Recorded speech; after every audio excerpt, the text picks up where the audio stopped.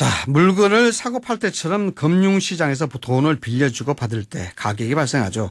이 금리를 말하는 것인데요. 통상 이자율 이렇게 표현합니다. 그런데 최근 미국과 중국의 무역 전쟁이 격화되고 세계 경제의 둔화 전망이 우세해지면서 주요 국가들이 금리를 잇따라 내리고 있습니다. 시중에 있는 통화량을 늘려서 경기를 유지하거나 확장하기 위한 조치인데 우리나라에서도 기준금리 인하 전망 제기되고 있습니다. 중요한 얘기가 될 것 같은데요. 매주 금요일 보내드리는 스님 기자의 시선. 오늘은 이 기준금리 인하 가능성에 대해서 짚어보겠습니다. 박관우 스님 기자 연결했습니다. 나와 계시죠? 네, 안녕하십니까? 네, 아침 일찍 고생 많으십니다. 자, 박 기자님 우선 금리에 대해서 설명을 해 주시죠.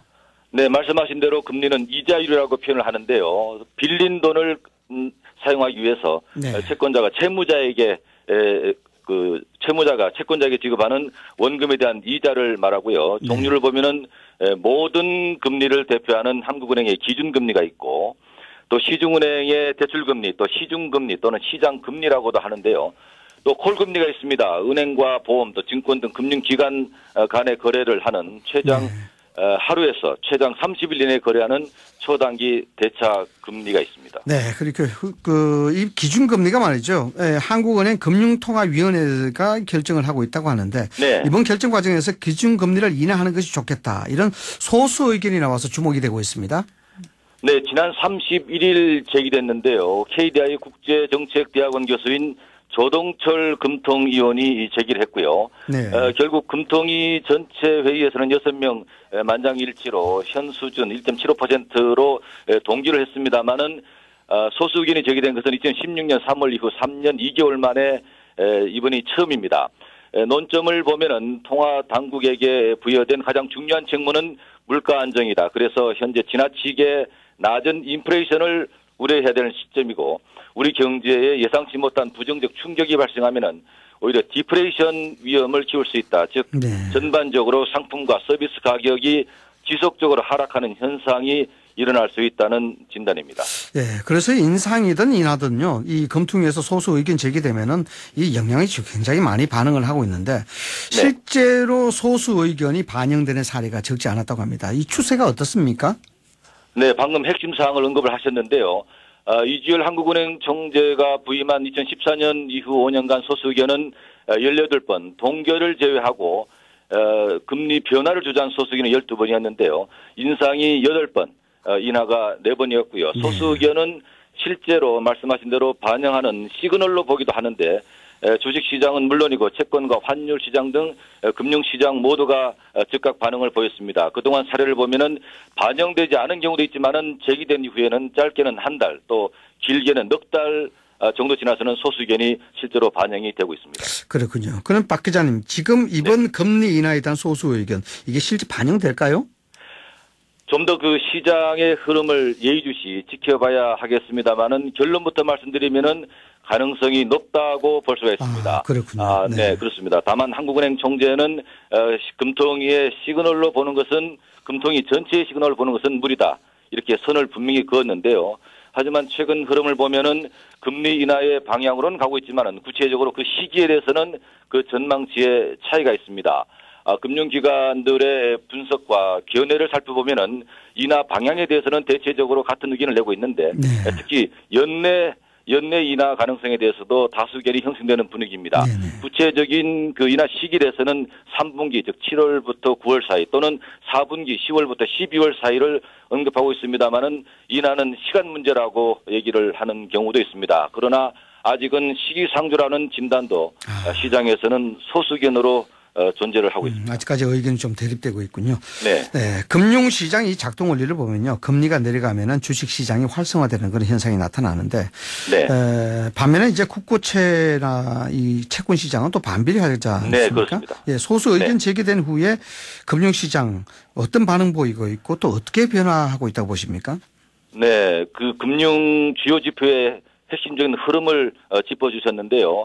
말씀하신 대로 금리 인하에 대한 소수 의견이 제기된 이후에 채권은 내렸고 주가는 올랐습니다. 금리 인하에 따라서 원화 가치가 그만큼 떨어지면서 원달러 환율도 하락을 했고 원화 강세가 보여지고 있는데요. 시장이 선제적으로 반응을 보인 것으로 해석이 되고 간단히 말씀드리면은 금리가 내려가면은 그만큼 시중 통화량이 늘어나기 때문에 원화 가치는 떨어지지만은 주식 등 투자 여력이 생겨나서 소비도 증가를 하게 됩니다. 그렇군요. 투자 여력이 네. 생기고 소비도 증가한다. 자, 네. 금리 내려가게 되면은 정부의 공급단체라든가 그리고 주식회사 이런 곳에서 발행하는 채권 가치 이게 떨어진다는 얘기도 있는데요. 네, 그렇습니다. 상대적으로 채권은 돈을 상대적으로 오랫동안 묶여두는데요. 영어로는 본드라고도 표현을 합니다만은 금리가 내려가면은 그만큼 그 가치는 떨어집니다. 네. 대표적으로 3년 만기 국고채 금리를 대표적으로 살펴보고 있는데요. 지난달 31일 현재 전 거래일보다 4bp, bp는 이자율을 계산할 때 사용하는 최소 네, 단위입니다만은 약 4포인트 가량 떨어졌습니다. 네. 이것은 2016년 11월 11일 이후 2년 6개월 만에 가장 낮은 수치고요. 원달러 환율도 요동을 치고 있는데 지난 3일 종가 기준 거래를 보니까 10원 가까이 떨어지면서 올 들어 최대 낙폭을 보였습니다. 네. 또 지난해에 12월 3일 이후 최대 낙폭인데 환율이 내려가면 그만큼 원화가 강세를 보이고 수출 등 대외 경쟁력은 악화되는 과정을 밟게 됩니다. 예, 그런데 박 기자님, 이 네. 모두의 한국은행의 기준금리가 모든 금리를 대표한다고 했는데 현행 기준금리가 1.75%로 결정이 됐죠? 네, 그렇습니다. 그동안 금리 변화 추세는 어떻습니까?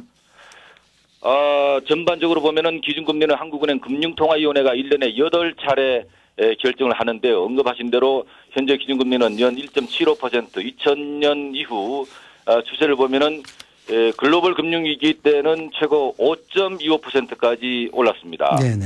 그런데 2015년 3월 이후에 처음으로 2%대로 떨어진 이후에 2016년 6월 1.25까지 하락했고요. 그리고 지난해 11월 이후에 지금까지 6개월째 동결 기조 1.75%가 유지되고 있습니다. 네. 이 기준금리를 결정하는 기준이 좀 궁금한데 어떤 기준에 따라 어떻게 기준금리 결정하고 있나요? 네, 다소 어려운 경제 용어를 말씀드려야 되는데요. 환매 조건부 채권입니다. 즉, 네. 채권을 다시 사는 조건으로 파는 건데요. 일정한 경과 기간에 따라서 소중의 이자를 지급하는 채권입니다. 환매 채권 또는 환매채라고 간단하게 부르기도 하는데요. 환매 채권은 한국은행과 예금은행이 거래를 하고 시중에 풀린 통화량을 조절하거나 또는 예금은행의 유동성 과부족, 그러니까 예금은행이 돈이 부족할 때 공급해주는 일종의 장치인데요. 이것 등을 막기 위해서 수시로 환매채를 발행을 하고요. 네네. 참고로 미국은 연방 기준금리 그리고 일본은 콜금리를 각각 기준으로 사용을 하고 있습니다. 네. 조금 전에 기준금리가 모든 금리를 대표한다고 했는데 그만큼 중요한 영향력이라고 볼 수 있는 거죠? 네, 그렇습니다. 핵심적인 문제인데요. 금리는 환율, 주가 등 주요 금융 지표와 유기적으로 연기적인 상호작용 관계에 있다 이렇게 볼 수가 있고요.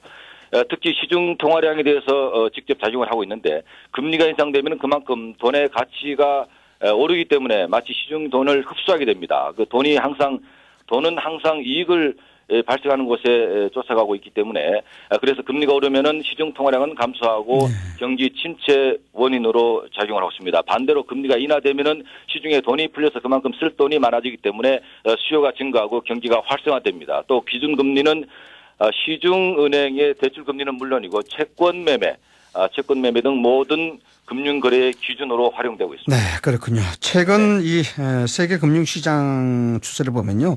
미국과 중국 무역전쟁, 그에 따른 수요 둔화, 이것 때문에 금리를 잇따라 내리는 추세를 보이고 있다고 그렇습니다. 했는데 네. 호주가 최근 금리를 내렸죠.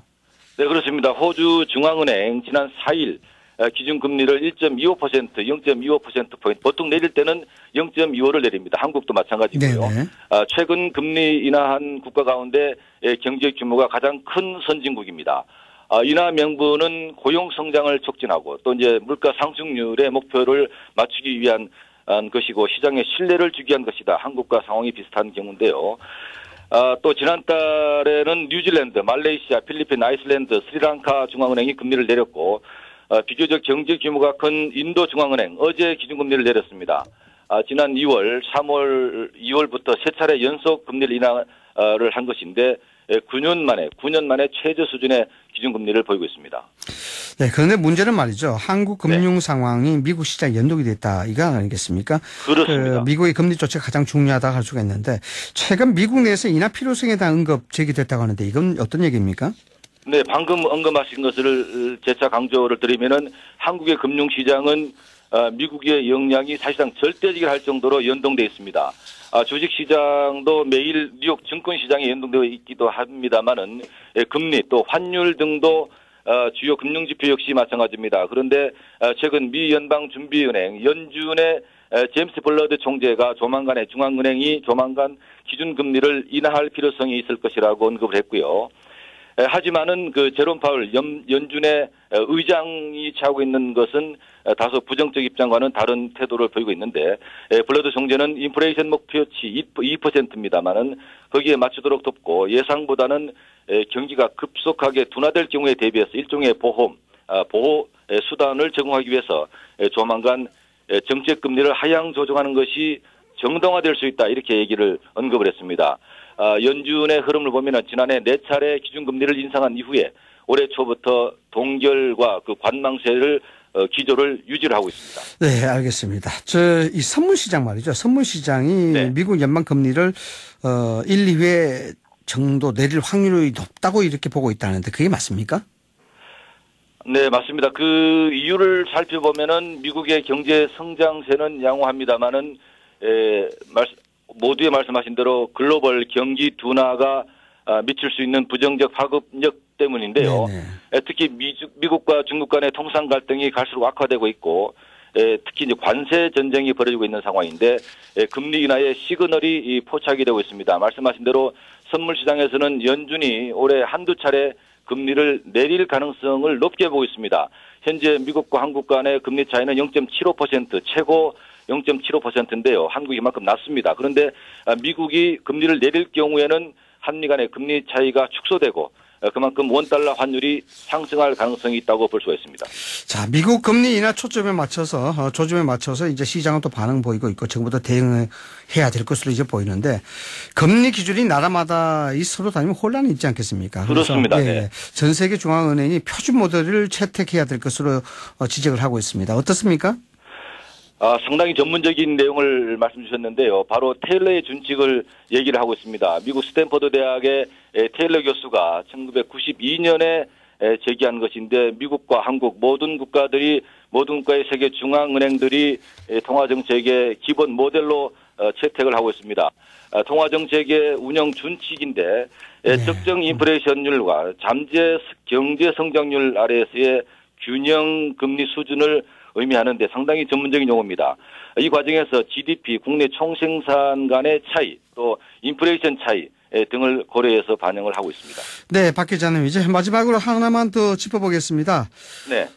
금리 인하 가능성과 미국이라든가 세계 주요 국가 흐름에 대해서 살펴봤는데 금리 문제를 우리 박 기자님 신 기자의 시선으로 총정리를 하면 어떻습니까? 네, 아시다시피 금리는 주식과 상품 등 실물과 또 금융 부분을 연결하는 고리를 작용하고 있는데요. 네. 가계 소비는 물론이고 가계 이제 대출이 있지 않습니까? 또 네. 이제 기업은 투자를 하게 되는데요. 가계 소비, 기업 투자는 물론이고 국가 간의 자금 유출입을 포함해서 경제 전 분야에 이 절대적인 영향을 주고 있습니다. 그런데 그 한국은행의 금통위를 보면은 너무나도 눈치를 많이 본다 이런 지적을 많이 하고 있는데요. 마치 또 금통위가 또 완장차고 있는 모습이다 이런 얘기도 비난을 하고 있습니다. 중요한 것은 기준금리는 경기 변동에 순응하면서 선제적으로 조정하는 이 교과서에도 나온 얘기입니다만은 선제적으로 조정해야 되는 그 과제를 안고 있습니다. 그래서 그 금융 기준금리를 인체 혈액에도 비유를 하는데요. 금리는 건강한 혈액이 흐를 수 있는 시스템이다. 그래서 건강한 사람의 몸에 혈액이 잘 돌아가듯이 적절한 금리 정책으로 시중 자금의 흐름을 원활하게 해야 경제의 선순환 구조가 확보될 수 있다. 이렇게 얘기를 하고 있습니다. 네, 알겠습니다. 아주 어려운 얘기인데 쉽게 잘 설명을 해 주셔서 감사합니다. 지금까지 박관우 선임 기자와 함께 한국은행 금리 인하 가능성과 그 전망에 대해서 짚어봤습니다. 오늘 말씀 감사합니다. 감사합니다.